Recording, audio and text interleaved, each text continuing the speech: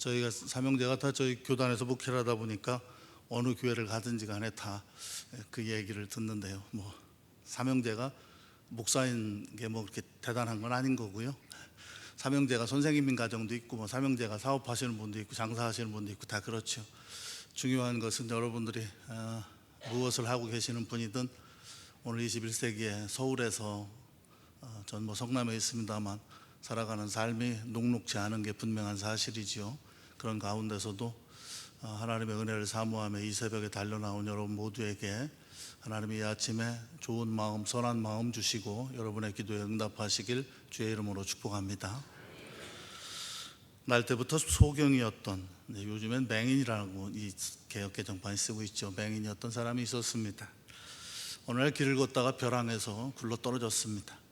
떨어지다가 나뭇가지 하나를 붙잡았는데 밑은 보이지 않고 그 나뭇가지를 놓으면 떨어져 죽을 것 같고, 그렇게 매달려서 살려달라고 소리쳐도 아무도 도와주는 사람이 없습니다. 그렇게 한참을 매달려 있다가 결국은 팔에 힘이 빠져서 그 사람은 밑으로 떨어졌습니다. 그런데 그 나뭇가지를 놓고 보니까 바로 밑이 땅이었던 거지요. 눈이 보였다면 그렇게 오랫동안 매달려 있지 않았을 텐데 얼마나 퍽퍽했겠습니까?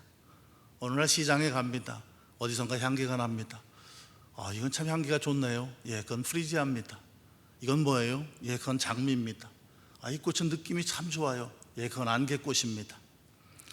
얼마나 보고 싶은 게 많고, 얼마나 만져보고 자기가 느끼는 것들이 어떤 형체였는지, 그런 것들을 보고 싶은 간절한 마음이 있었겠지요. 태양도 보고 싶고, 달도 보고 싶고, 별도 보고 싶고, 사랑하는 가족들의 얼굴도 보고 싶고, 그 중에서 가장 보고 싶은 건 아마도 자기의 얼굴이었겠지요. 이 사람의 직업은 당연히 거지였습니다. 오늘 우리의 현실 속에서도 시각장애인들이 삶을 살아가는 게 힘든데, 그 당시 노마의 압제하에 있는 그 팔레스타인에서 장님으로 살아간다라고 하는 게 얼마나 힘들었겠습니까? 따라서 그 사람은 당연히 거지였습니다. 사람들의 관심의 대상이 되지 못했고, 그저 하루하루 사람들의 동정과 적선을 받아서 살아가는 그런 불쌍한 사람이었습니다. 그런데 어느 날 이 맹인에게도 드디어 운명의 날이 다가왔습니다. 예수께서 이 맹인을 보신 것이지요. 쥐구멍에도 볕들 날이 있다고 드디어 이 맹인에게도 은혜와 축복의 순간이 다가온 것입니다. 예수께서는 우리가 아는 것처럼 침을 뱉어서 진흙을 이겨서 그의 눈에 바르시고 실로암 못에 가서 씻으라 하시니, 실로암은 번역하면 보냄을 받았다는 뜻이다. 여러분들이 다 알고 있는, 교회 학교에 다니는 아이들도 다 알고 있는 그 스토리지요. 이에 맹인은 그 말씀에 순종해서 가서 씻었고 밝은 눈으로 돌아왔습니다. 할렐루야. 아멘 하시는 분들은 오늘 교회 안 오시고 다 집에 계신 것 같아요. 저도 목회를 하고 있습니다만, 저도 새벽 기도나 수요일 저녁에, 사실 그 얘기 안 해야 되는데 우리 교인들은, 제가 지금 8월 달에 수술하고 아직 한 번도 단에 안 섰는데 오늘 아마 유튜브로 보면 깜짝 놀라겠죠. 우리 목사님 우리 교회에서는 설교 않고 남의 교회 가서 설교하고 계시다고. 그러나 솔직히 말씀드리면 이제 그 저녁 예배나 수요일 저녁이나 새벽 기도에 나오시는 분들은 제가 설교하기 전에 교회 와주셔서 감사하다고 인사하고 설교합니다. 여러분들이 은혜 받으러 교회 오는 걸 왜 목사가 감사해야 되는지는 잘 모르겠는데, 어쨌든 그만큼 이제 일상의 삶들이 퍽퍽해서 힘들어서 교회 나와서 예배드리고 기도하고 하는 게, 우리가 어릴 적엔 그게 당연한 일이었지만 지금은 크리스찬이라고 하지만 그게 당연하지 않은 그런 시대를 살고 있는데요. 그러나 우리는 지켜야 될 것과 바꿔야 될 것을 구별하고, 교회 공동체가 지키고 유지해야 될 것이 무엇인지를 생각하면서 신앙생활해야 될 줄 믿습니다. 제일 불쌍한 사람이요, 교회 와서 앉아있긴 앉아있는데 인상 쓰고 앉아있는 사람이 제일 불쌍합니다. 집에 있지 뭐하러 옵니까? 하루라도 쉬지. 예배드리러 와서 하나님 말씀을 듣고 아멘으로 화답하고 또 찬양하고 기도의 마음과 진심을 담고, 기도를 잘하냐 못하냐, 성경을 얼마나 외우냐 못 외우냐, 노래를 얼마나 잘하냐 못하냐, 그런 차원이 아니라 하나님 앞에서 진실한 하나님의 자녀로서 그렇게 신앙생활 하시고, 피조물인 인간이 창조주이신 하나님 앞에 나와서 하나님이 가장 기뻐하시는 경배와 찬양을 드리는 게 예배의 자리 아닙니까? 그러므로 이 자리에서 여러분들이 하나님의 그런 은혜를 누리시길 바랍니다. 자, 눈을 떴을 때 얼마나 기뻤겠습니까? 난생 처음 보는 세상이 얼마나 아름다웠겠습니까? 그 기쁨, 그 감격은 말로 다 할 수 없었겠지요. 여기서 이제 우리가 생각해 봐야 될 것이 있습니다. 그것은 과연 예수께서 침을 뱉어서 진흙을 이겨서 그의 눈에 바르시고 실로암에 가서 씻으라라고 꼭 하셨어야만 했겠느냐 하는 부분이죠. 예수님 우리가 아는 것처럼 성자 하나님, 즉 그 자신이 하나님이셨습니다. 오병이어로 5,000명을 먹이셨고, 그것도 여자와 아이들을 제외하고니까 뭐 10,000명 이상이 적어도 먹었겠지요. 귀신을 내어 쫓으시고 무리를 걸으시고 수많은 병자를 고치시고 심지어 죽은 사람까지도 다시 살리신 그분이 눈 떠 봐, 이렇게 하면 틀림없이 그 사람이 눈을 뜨고 봤을 텐데, 근데 왜 예수님이 이렇게 복잡한 이런 방법을 사용하셨겠느냐라고 하는 부분입니다. 여기서 우리가 생각해야 될 것은 예수께서는 우리에게 순종을 요구하고 계시다는 걸 깨달으시길 바랍니다. 만약에 이 맹인이 실로암에 가서 씻으라고, 아니 내가 세수를 안 해서 눈이 뭔 줄 아시오? 그리고 눈을 뜨게 하려면 뭐 침을 놔주든지 안수라도 세게 해주든지 뭐 이래야지, 왜 더럽게 흙을 갖다 내 눈에다 발라, 이렇게 불순종했다면 이 맹인은 절대로 눈을 뜰 수 없었을 것입니다. 그런데 이 맹인은 어떻게 합니까? 오늘 본문을 다 읽지는 않았지만 본문 11절에 보면 대답하되 예수라는 그 사람이 진흙을 이겨 내 눈에 바르고 나더러 실로암에 가서 씻으라 하기에 가서 씻었더니 보게 되었노라. 어떻게 했더니요? 가서 씻었더니. 사랑하는 여러분, 주님의 말씀에 순종할 때 눈을 뜰 수 있습니다. 신앙생활을 시작한 지 1년이 넘었고 심지어 집사의 직분을 받았어도 아직도 교회 안에서 눈을 뜨지 못한 분들이 있어서 우리를 안타깝게 하지요. 아직도 예수를 발견하지 못하고, 아직도 하나님이 계신지 안 계신지 의심이 들고, 수없이 기도하면서도 응답의 확신은 없고, 천국에 대한 확신도 없고, 내 삶 속에서 나를 어루만지고 역사하시는 성령의 손길을도 느끼지 못한 채 그저 그렇게 무덤덤하게 어제나 오늘이나 그렇게 매너리즘에 빠져서 그렇게 살아가는 것, 그런 사람들이 대부분 뭐 우리 교회는 목사 설교가 시원찮네, 교회 분위기가 사랑이 없네, 뭐 아무개가 보기 싫어서 그러네, 이렇게 말하지만, 그러나 우리가 눈을 뜨고 똑바로 그것을 바라보지 못하는 이유는 내가 주님의 말씀에 순종하지 않기 때문이라는 걸 깨달으시길 바랍니다.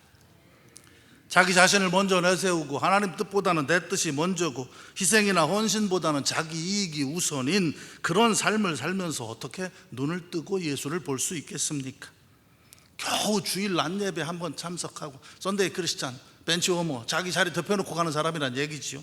그렇게 살아가면서 주일 오후나 수요일이나 목장 예배는 남의 일처럼 여기면서 일주일에 단 한 번도 새벽에 나와서 기도하지 못하고 심야 기도는 잠 없는 사람들이나 하는 거라고 말하면서 어떻게 눈을 뜨고 하나님의 음성을 들을 수가 있겠습니까? 여러분, 목사가 신앙생활을 열심히 해야 됩니까? 평신도가 신앙생활을 열심히 해야 됩니까? 뭐라고 대답해도 다 맞지요. 다 열심히 해야지요. 근데 여러분 한번 잘 생각해 보세요. 목사는요, 일주일 동안 만나는 사람들이 누굴까요? 그렇죠. 다 신앙생활을 하는 사람들을 만납니다. 물론 이제 개인의 삶에 여러 가지 문제들이 있는 분도 있고 기쁘고 즐거운 일이 있는 분도 있고 뭐 여러 가지 상황이 있지만, 목사가 만나는 사람들은 다 신앙생활을 하는 사람들을 만납니다. 대부분 교회 공동체 안에 있는 식구들을 만나지요. 그런데도 토요일날 저녁에 주일 준비하면서 하나님 앞에 무릎 꿇고 기도하면 제대로 살지 못하고 제대로 하지 못한 것 때문에 목사가 눈물 흘리면서 회개의 기도를 하면서 주일 설교를 준비하고 쓰지요. 여러분들은 어떻습니까? 여러분들은 이 주의 존전을 나가는 순간 믿는 사람보다는 믿지 않는 사람을 더 많이 만납니다. 여러분들은 교회 공동체에 있는 식구들만 만나는 게 아닙니다. 세상에서 달고 달고 어떻게든지 남의 뒤통수 치고 돈이라고 그러면 사람도 죽일 수 있는 그런 수많은 사람들을 만나면서 세상 가운데 살아가다가 주일이 되면 주의 존전의 예배드리러 나오는 겁니다. 그렇다면 누가 더 기도 많이 해야 할까요? 당연히 여러분들이 기도 더 많이 하셔야 합니다. 제가 안식년에 이제 미국에 갔었는데요. 저는 미국에 가서 깜짝 놀란 게 뭐냐면, 미국 가니까 애들도 영어를 하더라고요. 아니, 거지도 영어를 하더라고요. 우리는 대학원을 나와도 미국 사람 만나면 혹시라도 말 씹힐까 봐 피하는데, 거기는 왜 그런 거지나 어린아이들조차도 영어를 할까요? 거기가 어디니까? 미국이니까 미국 사람이 미국 하는 거 당연한 거 아닙니까? 여러분, 우리는 한국 사람이지 한국말 하지요? 그러나 우리 이주국적자죠? 우리의 시민권은 하늘에 있다. 우리는 하늘나라 사람입니다. 여기가 어딥니까? 예? 거룩한 아버지의 집. 우리는 지금 하나님의 집인 거룩한 성전에 나와 있습니다. 우리는 하나님 나라의 사람이기 때문에 하나님 나라의 말을 할 줄 알아야 합니다. 여러분들이 할 줄 아는 하나님 나라 말 몇 개 안 됩니다. 아멘, 할렐루야, 샬롬, 요거 3개입니다. 그것도 못합니까? 그런데 중요한 것은 미국 사람이 한국말을 못하는 건 문제가 안 됩니다. 그러나 미국 사람이 영어를 못하면 문제죠. 한국 사람이 영어를 못하는 건 문제 안 됩니다. 한국말을 못하면 문제죠. 우리가 하나님 나라의 사람이라고 하면서 하나님 나라의 공동체인 교회 공동체에 앉아서도 하나님 나라의 말이나 아멘을 못한다면 그건 문제가 있는 거죠. 이 건물보다 훨씬 더 아름답게 짓고 훨씬 더 편리하고 훨씬 더 좋은 건물이 있습니다. 그러나 우리는 거기를 하나님의 집이라고 부르지 않습니다. 교회 공동체는 천국의 본점이 있고 저 위에 여기는 지점인 줄 믿습니다. 그러면 여기서 하나님 나라를 보여줘야죠. 제가 요즘에 이제 주일날 제가 양복도 입지 않고 보조대를 띄고 맨 뒷자리에 앉아서 예배를 드리는데, 저번 주일에는 보니까 어떤 부부가 들어왔는데, 남자분이 들어왔는데, 이게 이제 목사가 딱 보면 알지 않습니까? 이 인상이 굉장히 몸이 아프신 분이에요. 막 인상을 쓰고 들어와서 억지로, 그래서 야, 저거 와이프가 억지로 끌고 왔나 보다 이렇게 생각을 했는데, 앉자마자 예배를 드리면서 남자분이 철철철철 눈물 흘리는 거예요. 순서에 상관없이 계속. 그래서 저분이 몸이 안 좋고 그러면서 하나님의 존재를 나와서 그렇구나. 결국은 이제 그렇게 앉아있다가 몸이 힘들어서 예배를 다 마치기 전에 부부가 나갔어요. 저희 교회 교인은 아니고 이제 처음 보는 분들이었습니다. 제가 이제 오후 예배 끝나고 나서 축도하러 올라갔다가 그 얘기를 했습니다. 여러분, 우리 중에 누군가는요 정말 죽을 것 같은 마음으로 그래도 어릴 적에 신앙생활이 했던 경험이든 뭐 젊었을 때 했던 경험이든 아니면 와이프의 강요든 간에 정말 너무 힘드니까 교회 가서 한번 예배라도 한번 드려보자, 그런 마음으로 나오는 분도 있고, 어떤 분은 심지어 오늘 예배 한번 드리고 나 가서 죽어야지, 그런 마음으로 나와서 예배 드리는 분도 있다는 걸 여러분들은 아셔야 합니다. 그런 분들이 하나님 앞에 나와서 예배 드릴 때 이 예배 공동체의 영성을 통해서 치유되고 회복되는 하나님의 은혜가 있어야 이게 예배입니다. 우리가 모여 앉아서 순서를 지킨다고 해서 그게 예배가 아닙니다. 하나님의 영적인 현존과 하나님의 은혜가 없으면, 하나님의 은혜를 깨닫는 성도들의 신앙의 고백과 신앙의 그런 액션이 없으면 이게 우리가 어떻게 예배입니까? 우리 교회 공동체라고 하는 게 세상보다 뭐 대단한 게 있습니까? 그런 의미에서 여러분들이 나와서 아멘을 하고 찬송을 하고 기도를 하는 것은 내 신앙을 위해서 내가 하나님 앞에 응답하는 차원도 있지만, 이 예배에 참여한 누군가 정말 소리내어서 울고 싶고 소리내어서 기도하고 싶은데 그게 안 돼서 주저하고 있는 누군가에게 괜찮습니다. 여기는 하나님의 집입니다. 당신 마음껏 신앙 표현하십시오. 당신 마음껏 기도하십시오. 그런 것들을 보여주고 열어줄 수 있도록 예배하는 여러분이, 이 새벽에 주의 존전에 달려나온 여러분이 적극적으로 액션을 취하면서 적극적으로 응답하면서 예배 드리시길 주의 이름으로 축복합니다.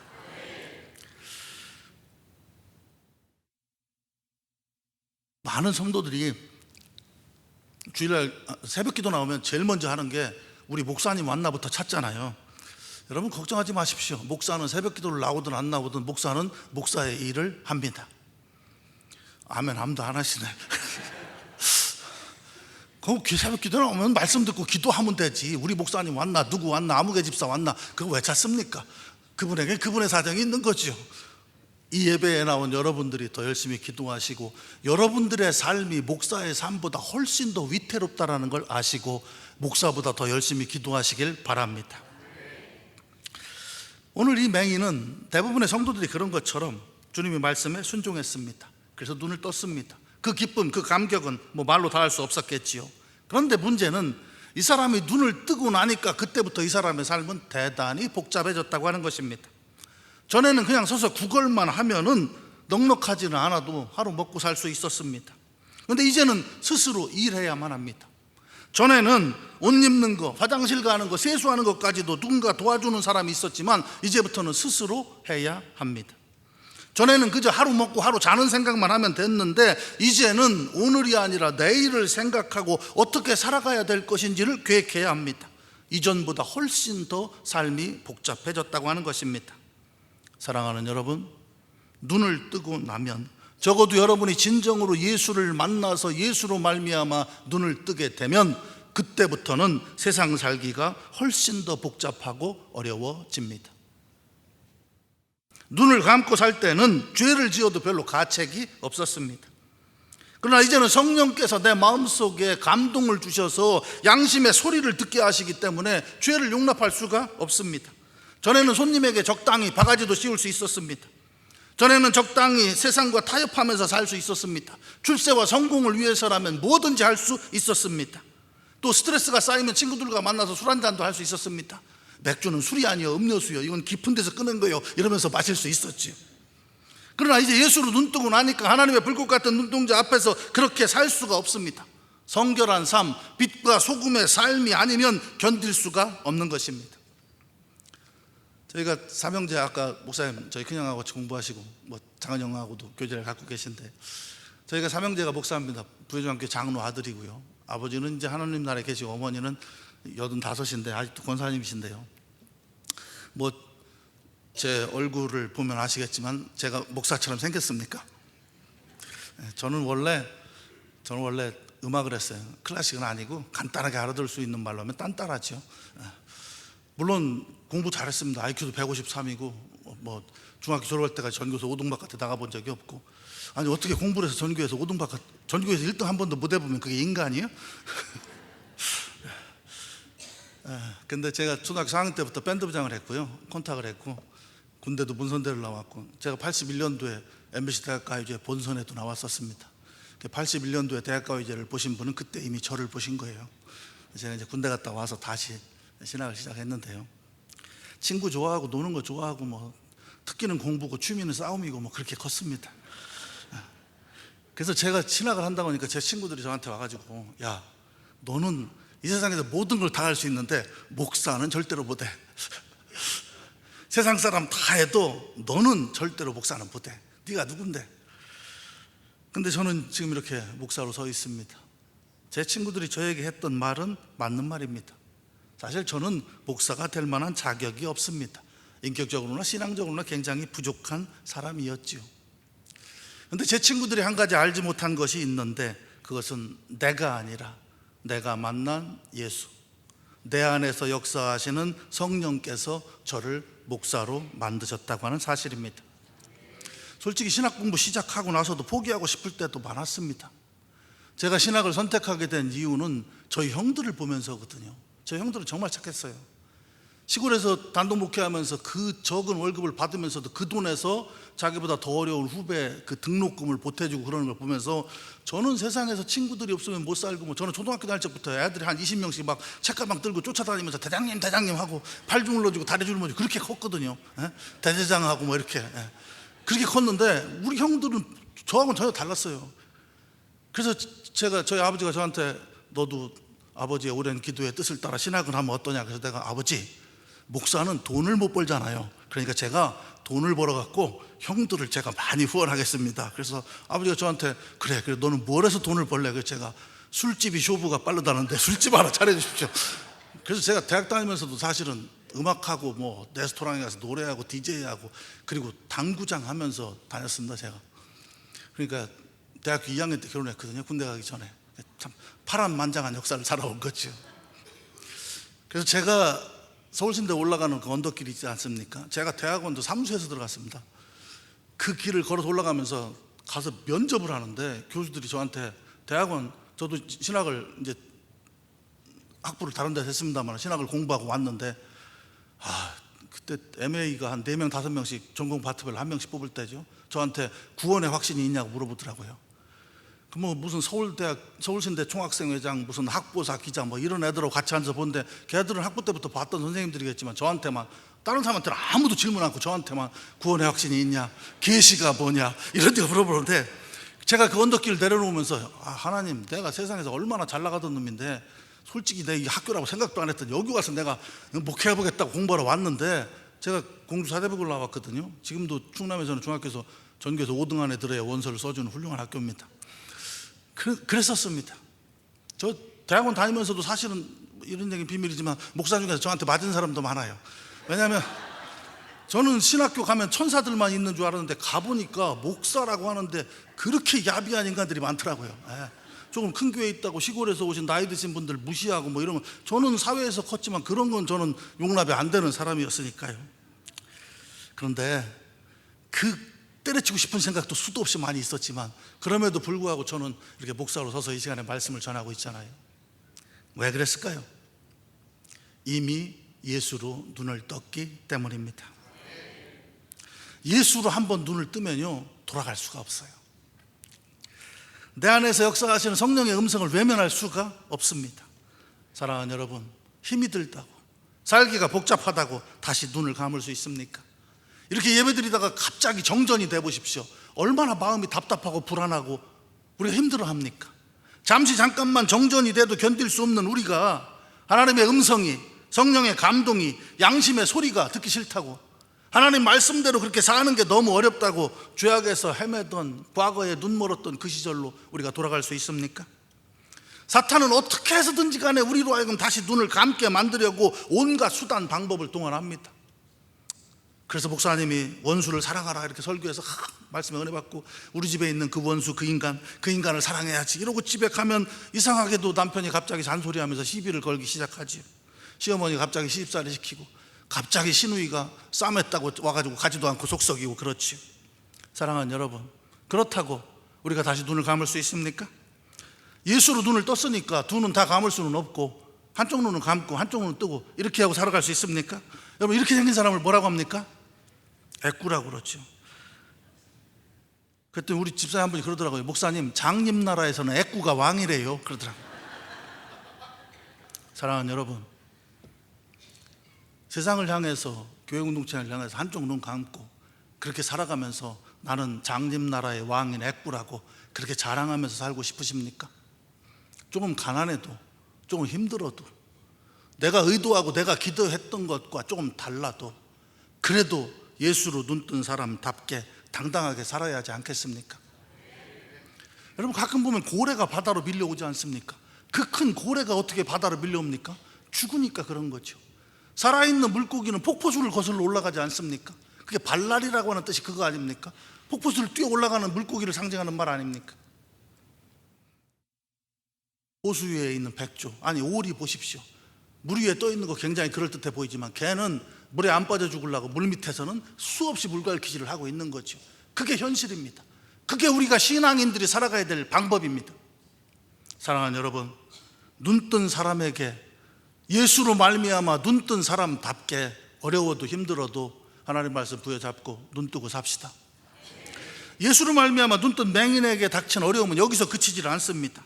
전에는 전혀 주목받지 못했고 사람들의 관심의 대상도 아니었던 이 사람이 예수로 말미암아 눈을 뜨는 순간 사람들의 관심거리가 됩니다. 가는 곳곳마다 사람들이 모여가지고 자기 눈을 쳐다보면서 말합니다. 진짜 보여? 진짜 보여? 이렇게 말합니다. 여러분들이 대충 신앙생활 하다가 수요일날 친구들과 모여있다가 야, 수요일 저녁에 나 교회 가야 돼 이렇게 얘기하고 일어서면, 야, 너 이제 진짜 예수 믿네 비다? 이렇게 말하지 않습니까? 너 진짜 크리스찬이냐? 이렇게 말하지 않습니까? 네 눈을 뜨게 한 사람, 그 사람이 진짜 예수 맞아? 너 진짜 이제부터 예수 믿는 거야? 그렇게 묻습니다. 어떤 바리새인들은 와가지고 네 눈을 뜨게 한 게 진짜 예수야? 혹시 그날이 안식일 아니야? 이런 것들을 말합니다. 눈뜬 맹인은 그들을 향해서 담대하게 말합니다. 예, 맞습니다. 나의 눈을 뜨게 하신 그분은 바로 예수이십니다. 그리고 그날이 안식일이면 어떻고 아니면 어떻습니까? 제게 있어서 중요한 것은 제가 전에 맹인이었으나 이제는 눈을 떠서 볼 수 있게 되었다고 하는 사실이고, 나를 고쳐주신 그분은 분명히 예수라 하는 그 사람이며, 장세 이후로 맹인의 눈을 뜨게 했다는 말을 들어본 적도 없고 본 적도 없는데 그 예수가 나의 눈을 뜨게 한 걸로 봐서 그분은 분명 하나님께로부터 오신 분입니다. 할렐루야. 여러분, 맹인의 이 고백 속에서 여러분들은 무엇을 느끼십니까? 이 맹인은 지금 누가 시키지도 않았는데 자기 스스로 예수를 증거하고 있습니다. 왜? 예수로 눈떴기 때문입니다. 그 지독하게 우울하고 암울했던 그 어둠의 세계, 암흑의 세계에서 밝고 빛난 이 광명의 세계로 나를 인도한 그분, 내 눈을 뜨게 하신 그분은 바로 예수님이기 때문에 그 예수를 자신 있게 증거하고 있는 것입니다. 사랑하는 여러분, 여러분도 예수로 말미암아 눈을 뜨셨습니까? 저는 원래 잘 봤는데요, 그런 얘기가 아니지 않습니까? 예수로 말미암아 눈을 떴기 때문에 여러분들이 이 새벽에 여기 달려오신 줄 믿습니다. 오늘도 지금 가면 얼마나 바쁩니까? 수능시험 치르는 우리 아이들부터 시작해서 직장, 사업 뭐 얼마나 바쁜 하루입니까? 그런데 남들 다 자고 있는 이 새벽에 왜 달려 나왔습니까? 예수로 말미암아 눈 떴기 때문에. 세상은 보지 못하지만 나는 하나님의 은혜와 하나님의 능력으로 살아가야 될 사람이라는 걸 알고 있기 때문에 이 새벽에 달려 나온 거 아닙니까?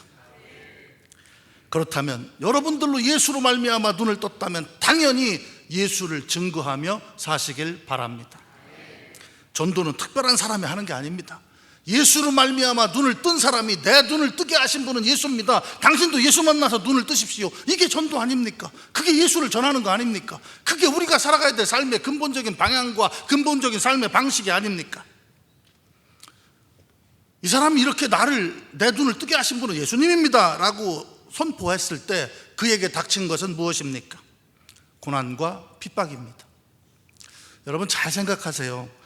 여러분들이 생전 새벽기도 안 나오다가 이번에 여리고 특별 새벽기도에 나와서 내가 세상에서 마주치게 되는 골리앗과 같은 그런 여리고 성과 같은 그런 것들을 내가 하나님의 능력으로 무너뜨리고 나 이제 살아가겠다 그렇게 결단하고 새벽기도 나와서 기도하고 막 이렇게 살면, 야, 내가 그동안 기도도 제대로 않고 살다가 이제 기도하고 살으니까 하나님이 막 아우토반 같이 축복의 대로를 쫙 열어주실 거야 이렇게 생각하지만, 여러분들이 신앙적이면 되면 될수록, 영적으로 살아가려고 노력하면 노력할수록 현실적으로 닥치는 건 고난과 역경이라고 하는 것입니다. 오늘 본문 34절 보십시오. 그들이 대답하여 이르되 내가 온전히 죄 가운데 나서 우리를 가르치느냐 하고 이에 쫓아내어 보내니라. 그가 예수를 증거했을 때 그는 그들의 유대인 집단에서 출교를 당합니다. 지금도 선교를 목적으로 신약 성경을 들고 다니면 이스라엘에서는 그게 문제가 되지 않습니까? 공무원도 될 수가 없지 않습니까? 우리로 말하면 호적에서 파내지 않습니까? 예수로 말미암아 눈을 뜨고 나면 예수를 증거할 수밖에 없고, 예수를 증거하는 그곳에는 고난과 핍박이 따를 수밖에 없습니다. 여기서 사도 바울이 했던 말씀들을 생각해 보십시오. 우리가 하나님 나라에 들어가려면 많은 환난을 겪어야 할 것이니라. 무릇 그리스도 안에서 경건하게 살고자 하는 자들은 핍박을 받으리라. 사랑하는 여러분, 여러분들이 삶을 살면서 신앙적으로 살고 말씀대로 살고 믿음으로 살면서 어려운 일이 닥칠 때 그것은 여러분들이 지금 바르게 걸어가고 있다는 증거임을 깨달으시길 바랍니다. 그리고 그 박해와 고난과 핍박은 영원하지 않습니다. 그 뒤에는 하나님의 의도하신 믿음의 길과 축복의 길들이 있는 것입니다. 날 때부터 맹인이었던 이 사람을 예수님의 제자들이 처음 봤을 때 예수님에게 뭐라고 합니까? 아유, 저 불쌍한 인간 좀 보셔요. 저 태어날 때부터 눈이 멀었대요. 저 사람 죄예요. 부모 죄예요. 사람이 눈이 먼다는 건 천형 아닙니까? 문둥병처럼 하나님으로부터 벌을 받은 거 아닙니까? 그렇게 생각을 한 것이죠. 그때 예수께서 뭐라고 합니까? 3절에 보면 이 사람이나 그 부모의 죄로 인한 것이 아니라 그에게서 하나님이 하시는 일을 나타내고자 함이라. 후에 이 맹인이 눈을 뜨고 나서 내 눈을 뜨게 하신 그분이 예수고 그분은 하나님으로부터 오신 분이 틀림없습니다라고 말했을 때, 그렇게 예수를 증거함으로 말미암아 하나님 나라를 드러내고 하나님이 하시고자 하는 일들을 나타냈을 때, 그때 비로소 제자들은 아하, 이렇게 된다라는 게 예수님의 말씀이었구나. 저 사람이 소경으로 있었던 것은 이 타이밍에 결정적으로 눈을 떠서 예수를 증거하고 하나님의 역사하심을 보여주기 위해서 그 사람이 그 긴 기간 동안 고생했던 거구나 라고 하는 걸 깨닫게 되었겠지요. 이 맹인의 눈을 뜨게 하신 이유는 뭡니까? 그를 통해서 하나님의 영광을 드러내기 위해서였습니다. 그러면 여기서 여러분들에게로 그 얘기를 가지고 가보십시오. 오늘 죄악 가운데 살아가고 있는 우리를 부르시고 내 눈을 다른 사람보다 먼저 뜨게 하신 이유는 무엇입니까? 똑같은 이유입니다. 나를 통해서 하나님의 영광이 드러나도록, 하나님이 무엇을 원하시고 어떻게 하기를 원하시는지를 내 삶을 통해서 보여주라고 우리의 눈을 뜨게 하신 줄 믿습니다. 그 길에 고난이 있고 방해물이 있고 핍박이 있고 시련이 있다 할지라도 우리는 예수로 눈뜬 사람밖에 하나님의 말씀에 순종하면서 전진해서 하나님이 나를 통해서 하시고자 하는 그 일, 내가 하는 말, 예수 그리스도를 증거하는 것, 그래서 하나님의 영광을 드러내는 그 일을 하면서 살아야 할 줄 믿습니다. 그게 목사만의 일입니까? 그게 장로나 특별한 직분을 받은 사람들의 일입니까? 아닙니다. 예수로 말미암아 눈뜬 모든 사람들이 해야 될 일인 것입니다. 사랑하는 여러분, 우리가 처음 예수로 눈 떴던 그때를 한번 돌이켜 보십시오. 그때 여러분들이 어떤 계기로 왔든지 간에 하나님의 말씀을 들으면서 오직 나의 눈을 뜨게 하실 분은, 나를 구원하실 분은 바로 저분이다, 예수 그리스도라고 하는 확신을, 믿음을 가지고 실로암 못에 가서 씻으라고 하는 하나님의 명령에 순종했기 때문에, 그게 꼭 못에 가서 눈을 씻는 게 아니라 그것이 어떤 것이었든지 간에 주의 말씀을 따라 회개하고 그분을 붙잡았기 때문에 우리가 눈을 뜨게 된 줄 믿습니다. 그것이 부흥회의 어느 저녁 시간이었을 수도 있고, 또 와이프 손에 억지로 끌려 나온 주일 낮 예배 시간일 수도 있고, 오늘과 같은 새벽에 어떤 시간이었을 수도 있을 것입니다. 그때 우리는 무엇을 봤습니까? 죄악 가운데 처절하게, 하나님도 알지 못하고 천국도 알지 못하고 그저 세상 가운데서 그저 그렇게 죽어가는 맹인과 같은 그런 내 모습, 그 반대편에서 십자가에 매달리셔서 우리를 바라보시고 우리를 부르시는 그 예수님의 모습을 우리가 그때 보지 않았습니까? 주님의 보혈의 공로에 감사하면서 우리가 눈물을 흘리며 나를 구원하신 주님을 찬양하면서 감격의 기도를 드리지 않았습니까? 그때 그 하나님, 그때 우리가 그렇게 봤던 그 예수님과 오늘 이 시간에 하나님이 다른 분입니까? 우리가 처음 눈을 뜨고 예수를 바라보았던 그 예수로 말미암아 눈을 뜨고 처음 바라봤을 때 그때 그 아름다운 세상, 그때 그토록 선명하게 들리던 하나님의 음성, 그런 것들이 지금은 희미해지고 잘 들리지도 않고 그렇게 된 이유는 무엇입니까? 예수로 말미암아 눈은 떴는데 예수님의 말씀에 순종하지 않기 때문이 아닙니까? 예수를 증거하기보다는 자기 자신을 드러내면서 살고 있기 때문 아닙니까? 이 눈뜬 맹인은 고민했습니다. 어려웠습니다. 복잡했습니다. 그러나 그렇다고 다시 눈을 감을 수는 없었습니다. 눈 뜨고 사는 것이 아무리 어려워도 다시 암흑의 세계로 돌아가는 것과는 비교할 수 없는 것이기 때문입니다. 눈뜬 맹인이 고민했던 것처럼 오늘 우리에게도 문제는 있습니다. 그러나 그렇다고 우리가 다시 눈을 감고 죄악의 세계로 돌아갈 수 있습니까? 예수로 눈을 뜬 이상 눈뜬 사람답게 살아가시길 바랍니다. 하나님께 영광 돌리며 예수를 전파하며 예수를 드러내며 살아야 합니다. 사랑과 정의를 위해서 죄악을 거부하고 불의를 미워하고 사탄의 유혹을 물리치며 살아야 합니다. 신앙생활하면서 항상 그때를 잊지 마십시오. 우리가 처음 예수로 눈 떴던 그때로 우리는 돌아가야 합니다.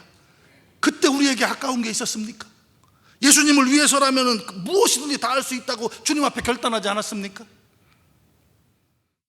때묻지 않고 순수한 믿음을 가졌던 그때로, 예수를 위해서라면 아까운 것 하나도 없고 목숨까지도 기꺼이 바치리라고 헌신을 다짐했던 그때로, 회개의 눈물을 흘리며 주님의 은혜에 감격하며 감사의 기도와 순수한 마음으로 찬양을 하던 그때로, 우리 모두 그때로 돌아갑시다.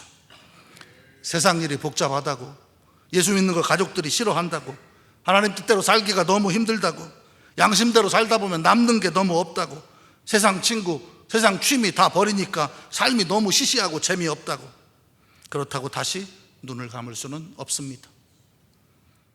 예수로 말미암아 눈뜬 사람답게 똑바로 뜨고 살아가야만 합니다. 성도들의 삶을 알기에 목사는 늘 고민합니다. 주일날 어떤 설교를 해야 할까? 이렇게 힘들어하는 성도들한테 위로하고 격려하는 설교를 해야지. 물론 그런 설교도 합니다. 그러나 제가 목사로서 성도들을 진정으로 사랑하는 한 교회의 담임 목사로서 저는 우리 성도들에게 하나님 말씀대로 살아야 된다는 걸 강조하며 설교합니다. 왜? 우리끼리는 서로 알지요. 안타깝지요. 불쌍하지요. 손 잡아주지요. 눈물 흘리지요. 껴안아주지요. 그러나 그거의 힘으로 우리가 세상을 이길 수 있습니까? 여기서 나가는 순간 여러분들의 삶은 세상에 노출되는데, 교회 공동체 안에서 목사가 안아주고 목자가 나를 안아주고 장로님이 나를 쓰다듬어주면서 위로한다고 해서 여러분들이 여러분의 삶의 문제를 해결할 수 있습니까? 필요한 부분이지만 그 이전에, 그 바탕에 하나님 말씀대로 살고자 하는, 하나님의 은혜를 사모하고 눈뜬 사람답게 살아야 된다라고는 신앙적인 당위성과 여러분의 정체성에 대한 인식이 없다면 아무리 우리가 위로하고 격려한들 그게 며칠이나 가겠습니까? 여러분, 요즘에 솔직히 저희가 부흥회를 합니다만, 부흥회 하면 옛날에는 그 부흥회를 1년 농사라고 불렀습니다. 부흥회 한 번에서 은혜 받으면 1년 버틴다는 거죠. 그러다가 한 석 달 버티더라고요. 한 달 버티더라고요. 여러분, 요즘에는 주중에 부흥회 하면 그 다음 주일날 교회 안 나오는 사람도 허다하지 않아요? 또 늘 나오던 사람도 부흥회 한다면 안 나오잖아요. 헌금 강조하는 목사 싫다, 뭐 기복신앙 어쩌다, 뭐 이런 얘기 해가면서 그러잖아요. 우리가 기억하고 우리가 붙잡고 살아가야 될 게 뭡니까? 내가 예수로 말미암아 눈을 떴던 그때, 모든 성도들의 신앙의 문제는 현실적인 문제입니다. 뭡니까? 눈 감는 겁니다. 세상과 타협하는 겁니다. 돈과 타협하는 겁니다. 적당히 살아가는 겁니다. 그게 여러분들의 삶에서 축복을 가로막고 있는 가장 중요한 사탄의 전략입니다. 사랑하는 여러분, 눈 뜨고 삽시다. 오늘 본문의 주인공인 이 사람은 예수로 말미암아 눈을 뜨고 그분이 하나님께로부터 온 분이다라고 드러냄으로 말미암아 그들의 조직에서 쫓겨남을 당했지만 그는 결코 예수를 전하지 않을 수 없었습니다. 왜? 예수로 말미암아 눈을 떴기 때문입니다. 사랑하는 여러분, 내 눈을 뜨게 하신 그분의 은혜에 감사하면서 눈뜬 사람답게 삽시다. 내 눈을 뜨게 하신 분은 예수님이라고 증거하며 삽시다. 주의 말씀 부여잡고 주의 말씀에 순종하며 눈뜬 사람답게 하나님의 영광을 드러내면서 끝까지 믿음으로 전진하는 여러분 모두가 되시길 주의 이름으로 축복합니다. 기도하겠습니다. 여러분의 기도가 제일 먼저 나오는 기도의 제목이 여러분의 신앙의 체크리스트입니다. 그게 돈이라면 여러분들은 돈에 의해 살아가는 사람입니다. 그게 자식이라면 여러분은 자식이 하나님보다 우선인 사람입니다. 먼저 여러분은 하나님을 부르짖어야 하고 하나님의 은혜 앞에 서 있는 당당한 한 인간이 되어야 합니다. 하나님을 만나는 인간 실존이 되어야 합니다. 내가 하나님을 만나고 하나님의 은혜를 알고 하나님으로 말미암아 눈뜬 사람이 되었을 때 그때 내 가정도 내 자녀도 내 사업도 우리의 모든 삶을 제대로 유지할 수 있는 것입니다. 우리가 처음 눈 떴던 그때로 돌아갑시다. 옛날에 교회가 얼마나 어려웠습니까? 우리 부모님 세대들을 한번 생각해 보십시오. 그렇게 가난하고 어려워도 그분들이 오늘의 한국교회와 오늘의 대한민국을 만든 거 아닙니까? 그들이 우리보다 많이 배웠습니까? 그들이 자가용 타고 다녔습니까? 그들이 손에 핸드폰 들고 살았습니까? 그러나 그들은 예수로 말미암아 눈 떴고 눈을 뜨게 하신 예수를 잊지 않고 살았기 때문입니다. 주님, 제가 처음 눈 떴던 그때를 돌아봅니다. 그때 그 시절로 돌아가서 그때 나를 구원하신 예수 그리스도의 은혜를 내 마음에 담고 주의 말씀에 순종하며 주님을 증거하며 하나님 앞에 영광 돌리며 살아가겠습니다. 우리 주의 이름 한번 부르고 함께 기도하겠습니다.